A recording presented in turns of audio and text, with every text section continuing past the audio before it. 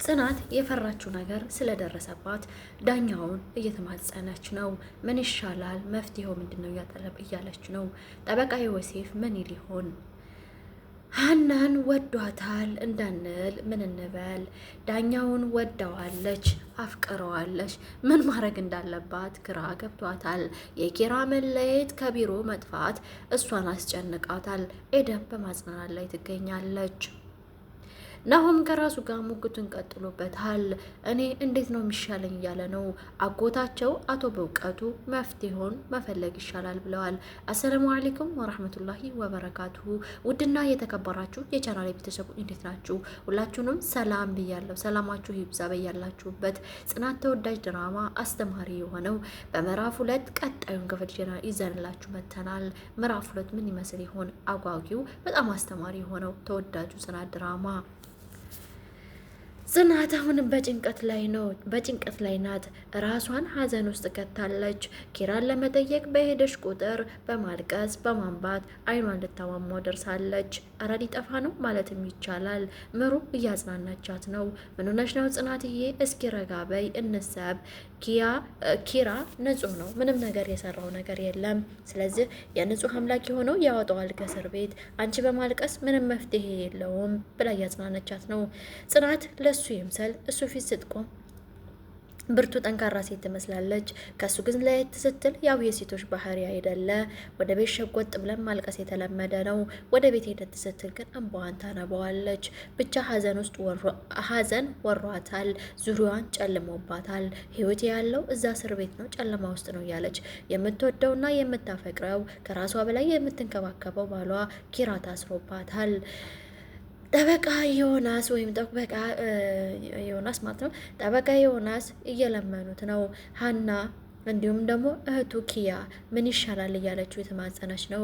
ጠበቃ ዮናስ ግን የወደደው ኪያን ይመስላል። የኪራን እህት ማለት ነው። ኪራን ይመስላል። እኔ የምፈልገው ከዚህ ቤት ዝምድናችሁን ነው፣ ሌላ አይደለም። ኪራ ደግሞ ለእኔም ወንድሜ ነው። ለኪያ ወንድም ማለት የኔም ወንድሜ ነው። የአንቺን ደስታ ነው ማየት የምፈልገው። ሁሉም ሰዎች ሲርቁሽ፣ በችግርሽ ጊዜ፣ በደስታሽ ጊዜ ከአንቺ ጎን ነው የምቆመው እያለ ኪያን እያጽናናት ነው። ኪያ ደግሞ አሁን ፍቅር አይደለም የምትፈልገው። አሁን የምትፈልገው ወንድሟ ተፈቶ ወንድሟን ማየት ነው። ያደረሰባትን በደልና ሁሉን ነገር ረስታ ራሷን ለማቋቋም ተውኛ አትንኩኝ፣ ራሴን ብቻ መቆም ነው የምፈልገው የምትለው ኪያ አሁንም ማቋቋም አቅቷታል። ምክንያቱም በህይወቷ ውስጥ እየተመላለሱ ቤትና ያ በፊቱ ፍቅረኛዋ ማለት ነው። እኔ እንደው እንጃ የሆነ ጡል ያለ ነገር ነው፣ ብዙም አይመቸኝም በነገራችን ላይ ጸባዩ ማለት ነው። ሄኖክ ማለት ነው እንግዲህ ሄኖክ ረጋ ብትል ጥሩ ነው። በአካልም እንደዚህ ከሆነ አላውቅም፣ የሆነ ቅልብ ያለ ነገር ነው። ሰራሃን የወንድ ልጅ ረጋ ብሎ የሚያስብ ረጋ ብሎ የሚያወራ ደስ ይላል። ገብቷቸዋል። ቲንክ ያደርጋል። ቅልብ በሚል ደግሞ እሱ ትንሽ ከኑሮ ላይም አይዛመዱም፣ አይመጣጠኑም። ኪያን በጣም የሚወዳትና የሚያፈቅራት ሞት ኩልሽ የሚባባሉት ዮናስ ማለት ነው። በጣም የሚገርም ነው። ስማቸው ይዘራረቅብኛል። ዳኛውና ጠበቃውና ያኛው ማለት ነው። የቀለብ የኪራ ፍቅረኛ የነበረውን የቤቲ ባል የሆኑ ማለት ነው። ሄኖክ እንደተለመደው በየመንገዷ ላይ እየቆመ ኪያን ማጨናነቅ፣ ኪያን የማትፈልገው ስሜት ውስጥ እንድትገባ ማድረግ የተለመደ ነው።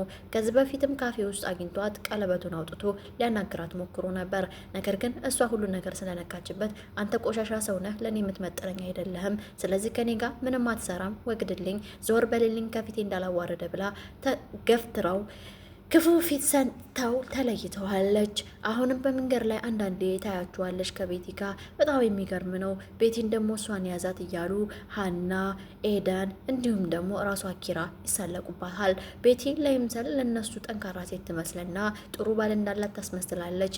ዘወር ስትል ግን ከሱ ጋር አይጥና ድመት ትሆናለች። ቤቲን ማን ያገባል ከሰይጣን በምን ትተናነሳለች ብሎ የሰየማት ኪራ ቤቲን ግን ይኸው አብረው እየኖሩ ነው። በመሆኑም ሳምሶን በመጎዳቱ እሷን ለመበቀል ብዙ ሂደት ነገር እያደረገ ነው። ሳምሶን አሁንም ፖሊስ ጣቢያ ቀርቦ አላውቀውም ያለው አማን አሁንም ለነሱን ለመበቀል እየጣረ ነው።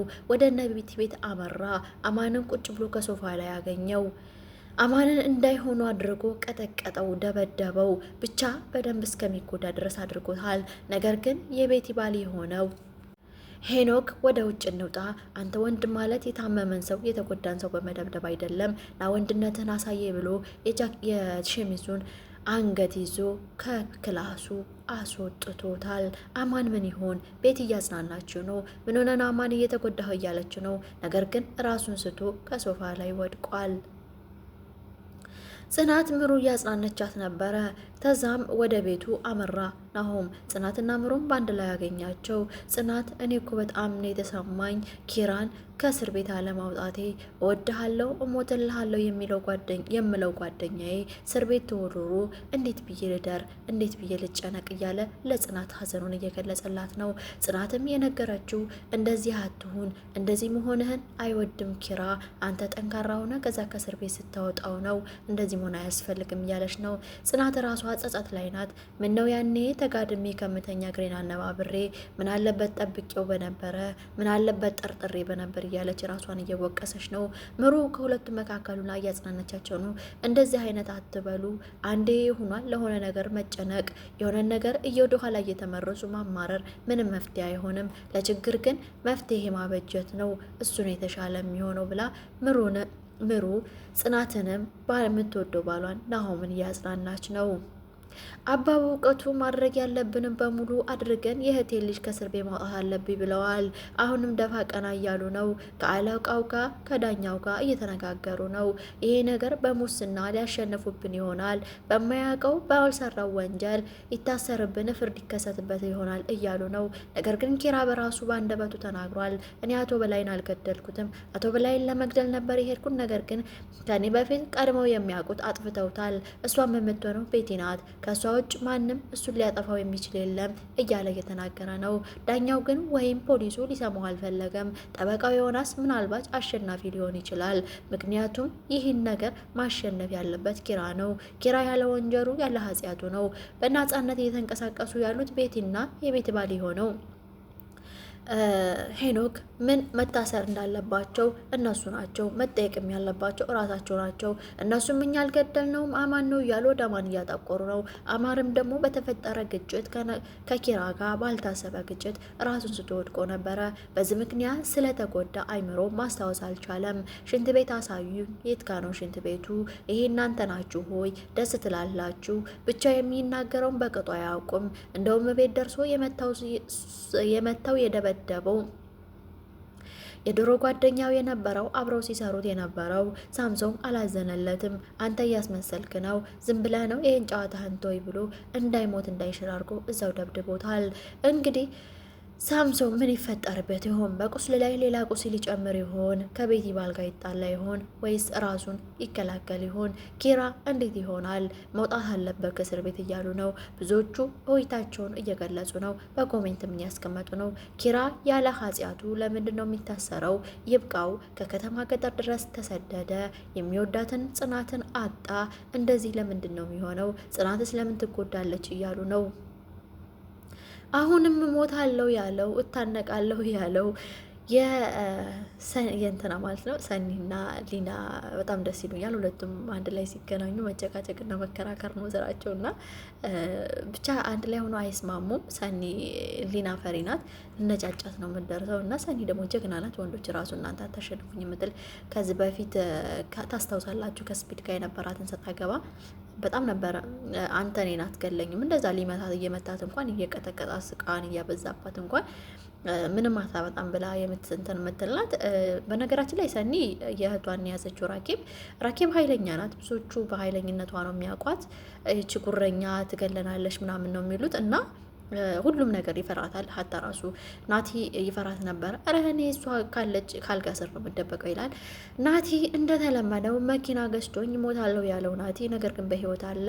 አባባ እውቀቱን አላወቃቸውም። የኪራ አጎት ናቸው። እሳቸው ግን አጽናንተው መኪና እንዳይገጨው አድነውታል። ማለት ሀዝና ምናምን በጣም ተጎድታ ስላዩት ሊናን ለኒና ሻይ አፍልተው አመጡላት አባባ እውቀቱ ለኒና ሻይ አፍልተው አመጡላት። ሳላይ ቁጭ ብላለች። ውስጧ ተጎድቷል። ከውጯም ያስታውቃል። ተቋቁራለች። ተጎሳቁላለች። እንባዋ በጣም ነው ያሳዘነች። እውነተኛ ታሪክ ከሆነ በጣም ይከብዳል። አንዳንዴ ህይወት እንደዚህ ናት። በጣም ከፍቷታል። ገና ከመናገሯ እንባንባ ነው የሚያንቃት። የጀመረችውን ወሬ እንኳን መጨረስ አችልም። ከወሬዋ የተነሳ እንባዋ ቀድሞ ይመጣል። የምትናገረውን ሁሉ በትክክል እንኳን አታውቀውም። ውስጧ ተጎድቷል፣ አዝኗል፣ ብዙ ነገር ደርሶባታል። አሁን ተስተካከለልኝ፣ መንገድ ያዘልኝ ህይወቴ። ከዚህ በኋላ ጎዳና የሚባል አልወጣም። ከሰው ቤት ወጣሁኝ። ጥገኝነት አያስፈልገኝም። እድሉ ጠማማዬ አሁን ተሳካልኝ። ከዚህ በፊትም የእኔ እድል እኮ ምጣድ አይደለም ሞክድ አይገኝለትም። የሚገርም ነው። እዚህ ጋር አባባል በጣም ስላሰቀኝ ነው። ምጣድ አይደለም ሞክድ አይገኝለትም። ሞሰብ አይደለም ክዳን የለውም። የኔ እድልና የኔ ዕጣ እንቅብ ቁና ነው። ቁና ደግሞ ክዳን የለውም። ስለዚህ ለእኔ ደግሞ ክዳን የትዳር አጋር የለኝም ብላ ተናግራ ነበር። አሁን ግን ሞሰብና ምጣድ ሆኖ ክዳን አገኘው ብላ ካሰበች በኋላ ክዳኑን ከርቷታል።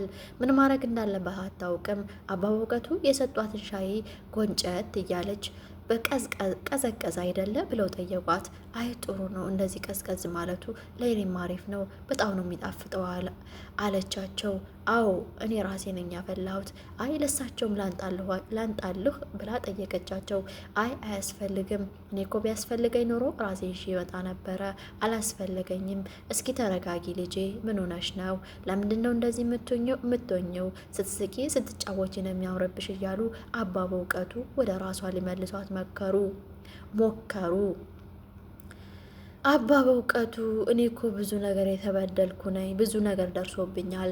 አሁን ደግሞ ተስተካከለ ስለው ህይወቴ እንደዚህ ኮነብኝ።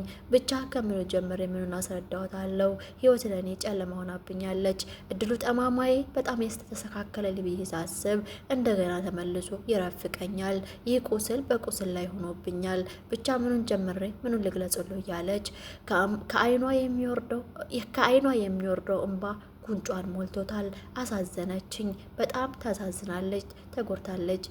ሌናዬ ፈጣሪ ካስሽ እንላለን። አይዞሽ አልሞተም ባለሽም አባ በእውቀቱ አድነውልሻል። ታይዋለሽ በህይወት ናሆም በጣም በሚያሳዝን ሁኔታ ከአባ በእውቀቱ ጋር እየተመካከረ ነው። ሳምሶንግም አመለጠ፣ ምን ይሻለናል? ኤደንም ራሷን ጭንቀት ውስጥ ከታለች። ያን ያህል ጉዳት አድርሶባት አይደለም፣ ነገር ግን የምወዳትና የምታምነኝ ኪያ ጓደኛዬ፣ እህቴ ምን ይሻለኛል? እንዴት ብዬ ፊቷን ነው ማየው ብላ ተጨንቃ ነበረ። ጽናት ተናዳለች። ለምንድነው ሳምሶን ያመለጠሽ? አመለጠ ብለሽ ታወሪያለሽ ወይ? እኔ እዛ በማያውቀው ነገር ባሌ ታስሯል፣ እኔ ይጨነቃለሁ፣ እዚህ ደግሞ ሳምሶንን አስመለጥኩት ያለሽ። ስለዚህ ለዚህ ጉዳይ ምንድን ነው መፍትሄው ብላ ተጨንቃለች። ምሩ እንደተለመደው ማጽናናቷን ቀጥላበታለች። ጽናት ተረጋጊ እንጂ ኪያ ኤደን እኮ መጀመሪያ ወድቃ ነው ያገኘኋት፣ እኔ ነኝ ያነሷት። ስለዚህ እሷ ደህና መሆኑ ነው። ሳምሶን የት እንዳለበትም እንፈልገዋለን። መረጃዎች ሁሉ አይደበቁም፣ ይገኛሉ።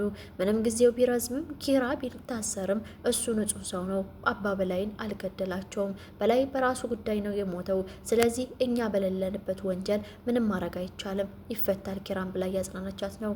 ጠበቃዬ ዮሴፍ ያሉትን ሁሉ እፈጽማለሁኝ። ከእናንተ ዝምድና ነው የምፈልገው ይመስላል። ኪያን የወደዳት ነው የሚመስለው። በጣም ወዳታል፣ አፍቅሯታል። በክስም በፊት ነግሯታል። ሌሊት ላይ እኔም ወዳትን ማፈቅራትን ልጅ እኮ ራሷ እንደምወዳት አታውቅም ብሎ በግልጽ ነግሯታል።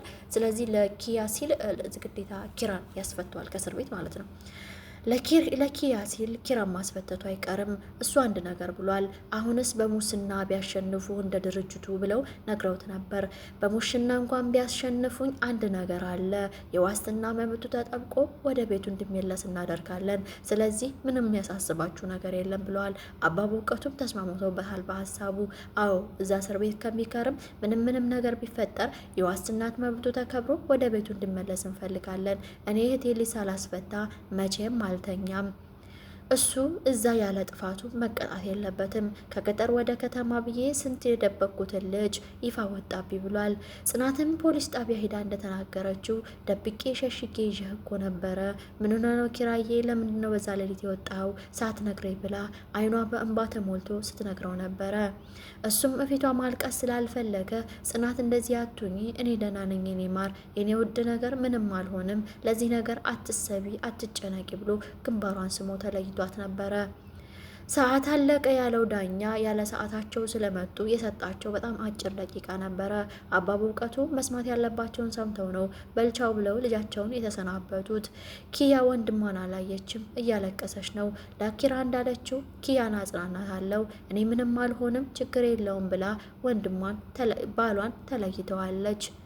ምን ይሆን ቀጣዩ ክፍል? እውነት ኪራ ይለቀቅ ይሆን? አማንስ ከበሽታው ያገግም ይሆን? ምን ይፈጠር ይሆን? ቤቱ በደስታ ይሞላ ይሆን ወይስ በሀዘን አሁንም እንደተጨለመ? ቀጣዩን ክፍል ይዘንላችሁ እንቀርባለን። ጽናት ተወዳጁ ድራማ ይሄን ይመስል ነበር። ቀጣይ ክፍል እስከምንገናኝ ድረስ ቸርን ሰንብት እያልኩኝ አሰላሙ አሌይኩም ወራህመቱላሂ ወበረካቱሁ።